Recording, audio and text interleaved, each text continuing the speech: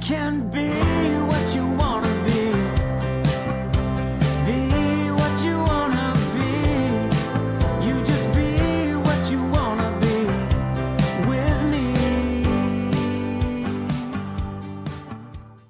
Hello, beautiful people. Welcome to another episode of Happy AF. My name is Sambowker, and I'm so excited that you've decided to join me here today. So, wow, I'm so excited that I don't know if you can notice anything different in the background here, but I put it out to the universe that I wanted a way to create a beautiful set, and I wanted to kind of change it up each week. And I don't know if you've checked out lately, but, if you check into art, really beautiful art, it's not super cheap. And to buy different pieces of artwork every single week so that my set can look different, it's not really in my budget. Not yet, but it will be. It will be down the track. Anyway, through a chance meeting, a little bit of a synchronicity, was it chance or did I call it in? I got to meet this beautiful lady called Izabela, and she happens to do the artwork that I think is so magnificent. These two beauties in the background. I will chuck in the show notes all the details about it, but oh my God, you don't need to know anything about these pictures. Look how epic they are. So I'm freaking blessed because she has offered each week for me to chuck beautiful pieces of her artwork in the background of my shows. So #winning, I'm super excited. And yeah, I just want to kind of put out to you that, what you put out there comes back. And I really just, it's so much on theme for where I'm at right now in my life. I apologize, my voice is a little bit sketchy. I've sounded I've been losing my voice, which is not surprising based on what I've been doing this week. And those of you, may or may not be aware that I have a firm belief that, our body and our mind and everything is really connected. And I believe that certain parts of our body, certainly our voice, we tend to lose our voice for different times in our life, maybe when we're not using our voice effectively, and we get shut down. And my first experience of this was probably close to 20 years ago now. And I remember going to who has now become a very dear friend of mine, but at the time she was a mindset coach. And I remember going to her and doing this most intense session. And let me paint the scene for you, and you'll just kind of see where I'm going with this, because back then I didn't really understand what I'm about to share with you. And so I went and I did this session, and I really went there with the intention of getting a little personal training plan because I wanted to get fit. And my theory around getting fit was all because I was pretty much doing a pattern in my life again that was not serving me, okay? I'd gone down the path of addiction, it wasn't serving me, and I really wanted to be well, right? And I was like, okay, I'm going to get my body fit, and that's going to help. And I remember sitting down in this session, and she said, well, I could write you a fitness plan, but truth be told, it wouldn't be worth the paper it's written on. And I'm like, why? And she said, because the problem is not that you don't know what to do. It's the fact that you're hiding from all of this other stuff. And we basically need to sort out that stuff so that you can go and do this stuff. And I was like, oh, okay.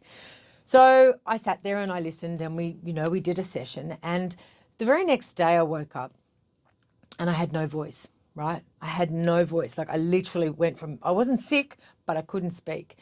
And I remember going and sort of talking to her or writing to her and saying, what's going on? And she said, listen, you have to understand that your soul has kind of just done 10 rounds with Mike Tyson.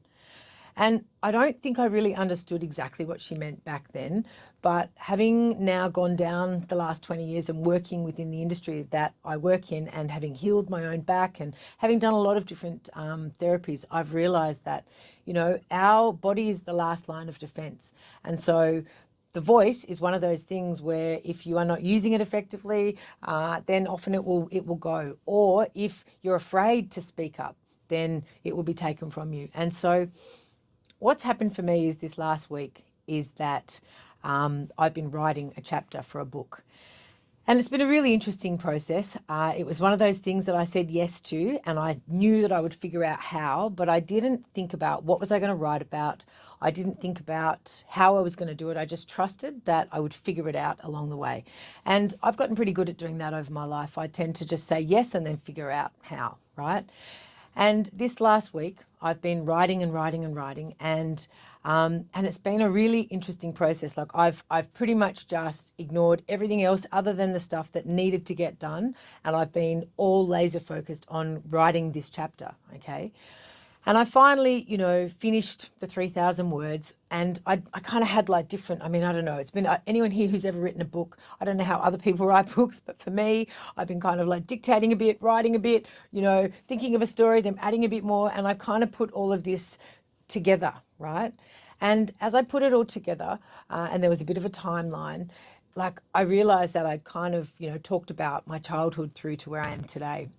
And my dad is the person that I hand things over to edit and proof because he's very good at writing, and he's that person that, taught me to write, really. I didn't think I could write, and then I realized I had a bit of a gift for it because if I just wrote the way that I spoke, then, and put a bit of grammar and punctuation. So he's always been my editor, okay? But this story is a story that, it's talking about my childhood. It's talking about some of the traumas that I've been through. And it's a really small snippet, truth be told, okay? And I knew when I gave it to my dad that I knew that it would probably be a little bit triggering, and I knew, I was probably a bit fearful. And of course, my worst fears of giving this to him was that he would go into the pattern of, well, I wouldn't tell people about things like that, but I understand that's the way that you do things. And so, like, my dad is a great man. We are best friends, right? And I'm so fortunate to have him. The thing is that as a child, right, and this is not just my story, right? I'm really curious for you to, I guess, dig deep and look at yourself and ask yourself the question, whose opinion about you matters? Right? It's easy for me to sit here and say, what other people think of you is none of your business, let go of what other people think, it's not important. And, I really believe that it still impacts us, okay? All of us, as human beings, unless, you're my good mate Gary V who thrives on it, your average human being struggles with what other people think, right? And we tend to live our life in accordance of not wanting to be, judged, not wanting to be, left out, not being able to belong as part of a tribe. And so those people, right? Those people, it's easy. I've gotten to a point where I now go, okay, yes, I would love the entire world to love me, right? Of course I would. I love it when people love me, and I care about people's opinions. And if I can do anything, I do my best to be a good person and be kind and be generous and all of those things, right? I love being that person. But at the end of the day, I don't stop doing the things that I want to do for fear of what other people are going to say anymore. With one caveat. I care about my parents. I care about my parents, I care what they think, and I care what my daughter thinks, right? And as I step into doing life and doing the work that I do, there is always going to be the potential impact that it may affect someone that I love, right? And the reason I'm sharing this with you is that you will miss 100% of the opportunities that you don't take. And people will have an opinion about what you should and shouldn't do based on their own fears and based on the way that they do life, right? And I love my dad. Like I said, he's my best friend ever. But the little girl inside of me wants him to approve, right? I want him to think I'm doing a good job. I want him to say, well done, like I still seek that, as a woman in her 40s, I still care about stuff like that.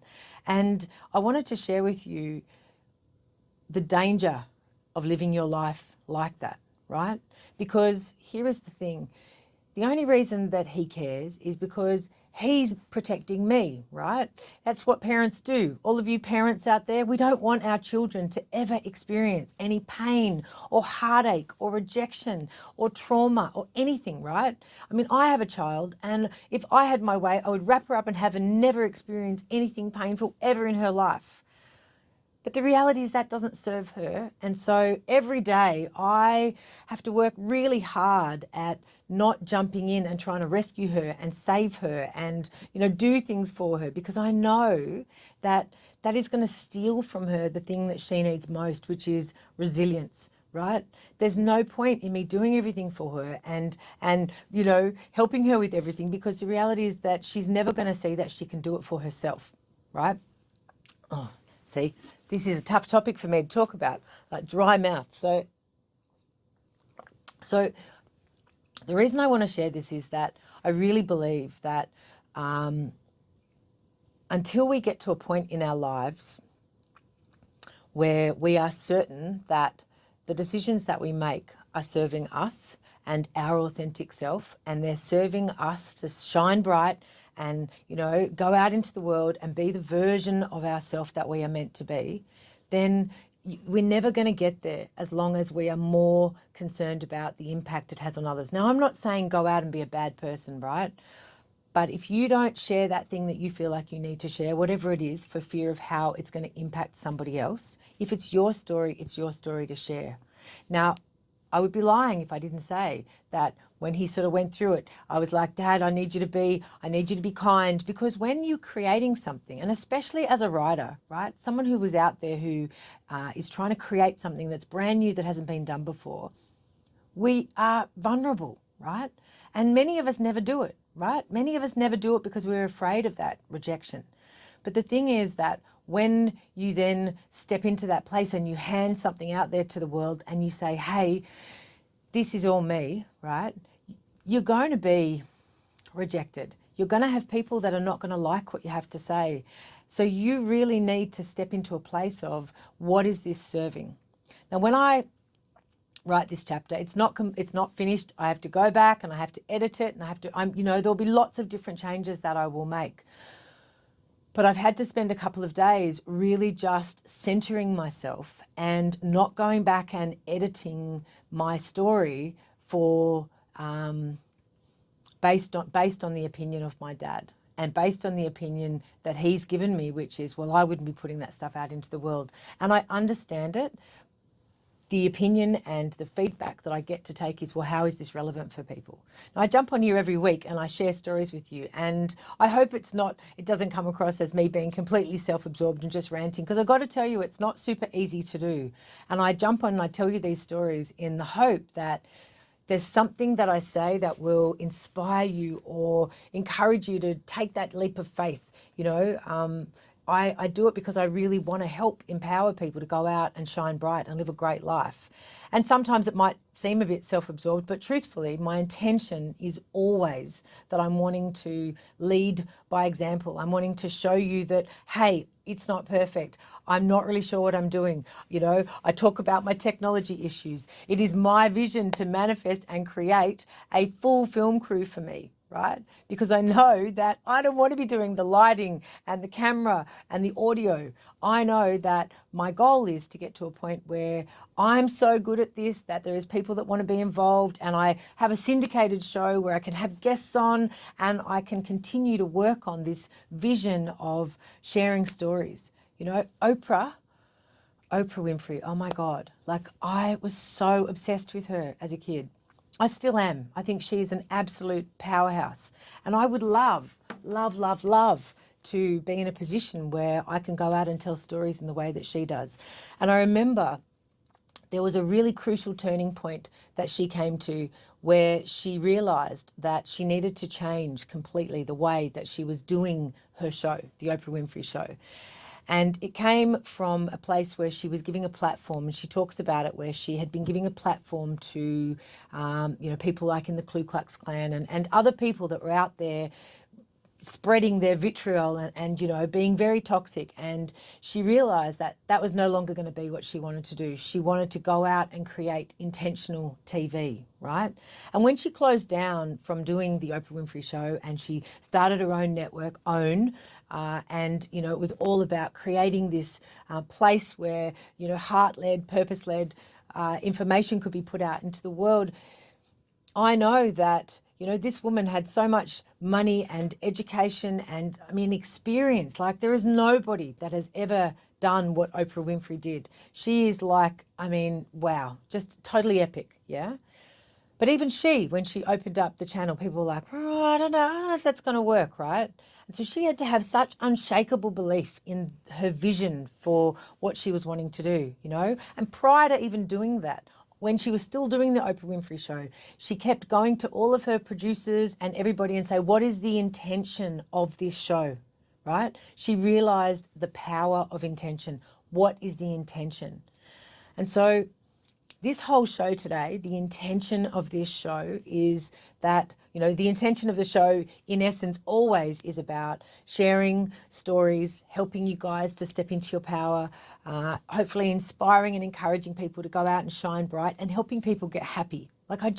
Happy is just so underrated, right? I believe you are successful when you are happy. I believe progress is what you need, not perfection. So I will continue to share this message in a million different ways so that one day at the right time, at the right place, it might land for you. And so my intention of today's show is all about giving a voice to all of you out there that want to go and do something, but you're not sure that you can. You're worried about what your loved ones might think. You're worried about what a whole bunch of people who you don't know might think. And I really want to shed light on the fact that the only person whose opinion really matters is yours. So if what you want to do is something that you are passionate about and you believe in, it doesn't matter whether it triggers other people. It doesn't matter whether it's not how other people would go about it. And I encourage you to do whatever it takes to stay centered when you are getting those opinions. Now, I'm not saying don't ignore all of those opinions. Listen to feedback. Smart, successful people take on board feedback. And the piece of feedback I will take on board about my chapter is, now how do I take that story and make it relevant to people? And I understand that, and that is really great feedback. And I will work on that. But I've had to just soothe my little girl for the last few days because she's already afraid of putting out the story, right? Once it's in writing, I learned a long time ago, once you write stuff down, it can be read back. People can interpret it. Don't ever send an email that, you're not wanting everybody to see, because once it's written down, it's real, right? It's true. And I know that when my dad read that chapter and he's like, oh, that was quite hard to read. I'm like, yep, okay. Can you now just give me some constructive feedback, right? And, I wanted the feedback, but I also knew I was going to get the opinion, which is, oh, this is not how I would write it. And I knew that that was what I was going to get. It didn't make it any easier to hear it. Because as I said, the little girl inside of me wants to please and wants to be liked and loved and accepted and wants my parents to be proud of me. But I know that no matter how hard it is for him to read, I know that the intention behind what he's saying to me is only love, right? And also the intention is that he wants me to be successful. And, he's a dad. He's fearful. So I want to ask you, right? What would you be doing in this life that you are not currently doing because of fear of what other people are thinking? What is that thing that if you could let go of haters or judgments or opinions, if you could let go of the fear of other people's opinions about that situation, what would you be doing that you're not currently doing? That's the place to start focusing. Because when you can truly, right, let go of that, that's when you get to live your life happy and free. That's when you get to go out there and really shine bright. Because you're playing small and you're conforming and doing that thing to protect yourself. It's not serving you and it's not serving humanity. So I wanted to share this with you today because I'll be sharing with you when this book comes out. It's called Inspired Connections. I'm collaborating with a whole bunch of other powerhouses. It's super exciting. I'm super pumped. I can't wait. I've got a few days to get the final edit in to the editor, or the final draft, I should say, into the editor. So I'm super excited and, a little bit trepidatious and anxious, but I know that, I'm going to put my best work in and it will be the best I can do on the day. And then I'm going to let go of everything else. For me, just writing it and acknowledging it and giving that part of my life a voice that was really my goal. So I hope you get something from this, because I know when I thought about sharing this, I was like, oh, you know, I was watching a Gary Vee video recently, and he talked about how he was sharing a bit of his story, and then he goes, oh, my dad's about to start watching all of my content. And I'm like, fuck you, Gary Vee. My dad always watches my content. He edits it. So I've had that filter, and maybe that's been a dumb idea, because, you know, I've had that right there from the get-go. But from my standpoint, the person whose opinion matters most, other than my own, is theirs. So if I can let go of that and take on the feedback and still go out there and do the work, then, you know, I have nothing to lose and everything to gain, because if they can cope with it and still love me, even though they might not like it, then the rest of the world should be fine. Anyway, on that note, I'm going to go, because my voice is sounding really rubbish. And I've noticed, as I've been telling you this story, it's been getting worse and worse and worse and worse, which just tells me, you know, the little girl inside of me is shitting herself right now. But I felt it was an important story to share, because I know, based on the work that I do with all of my clients every day, it is the number one fear we have with our family. We're worried what our parents are going to think. You know, I have little girls and little boys saying to me, oh, but you know, I want my dad and mum to be proud of me. Guess what, guys? They are proud of you anyway, no matter what you do. They're proud of you because you're here and because you exist, and they have blinders on, and they're always going to try and protect you. So to my little girl, who I know is so fabulous, and she shines bright, and she, like I tell you, she blows my mind. She doesn't need me in the way I needed my parents. She is so strong and resilient and powerful, and she never asks for help with anything. Whereas I was like hopeless as a kid. We were sitting at the dinner table the other night, and my daughter is talking about one of her assignments, and my dad's leaning in and going, oh, and that's really interesting. And, you know, and I could see, like, I'm like, Dad, she's not like me. She doesn't need any of our help, you know. It's great. I just turn up to the school and she's already done it. So, yeah. Anyway, side note, I love you guys. I hope you have an amazing day, and hopefully I'll get a couple more episodes out to you before Christmas. Big hugs. Enjoy. Bye. You can speak.